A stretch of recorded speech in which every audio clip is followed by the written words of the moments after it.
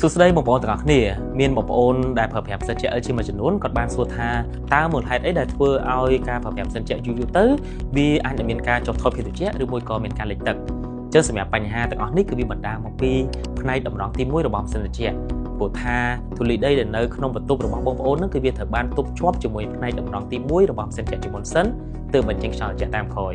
ហើយតម្រង់របស់ផ្សិតត្រជាក់នេះទៀតសោតក៏អាចបញ្ជាក់ពីសមត្ថភាពក្នុងការទប់ធូលីដីនៅក្នុងបន្ទប់ហ្នឹងបានដល់កម្រិតណាផងដែរបើយើងនិយាយពីម៉ាស៊ីនត្រជាក់ធម្មតាទូទៅផ្នែកតម្រង់គឺមានចន្លោះធំដែលវាអាចទប់ធូលីដីបានល្អនោះទេ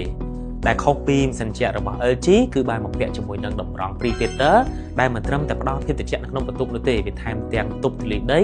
យ៉ាងមានប្រសិទ្ធភាពរហូតដល់ទំហំតូចជាង 2.5 មីក្រូម៉ែត្រដែលធានាបានថាខ្យល់ដែលបងប្អូនទទួលបាននៅក្នុងបន្ទប់ហ្នឹងគឺមិនលាយឡំជាមួយនឹងធូលីដីនោះទេសម្រាប់មូលហេតុនេះហើយដែលអ្នកជំនាញបានណែនាំឲ្យបងប្អូនដែលប្រើប្រាស់ម៉ាស៊ីនត្រជាក់គួរតែឧស្សាហ៍លាងសម្អាតផ្នែកតម្រង់ដោយខ្លួនឯងយ៉ាងតិច2ដងនៅក្នុងមួយខែ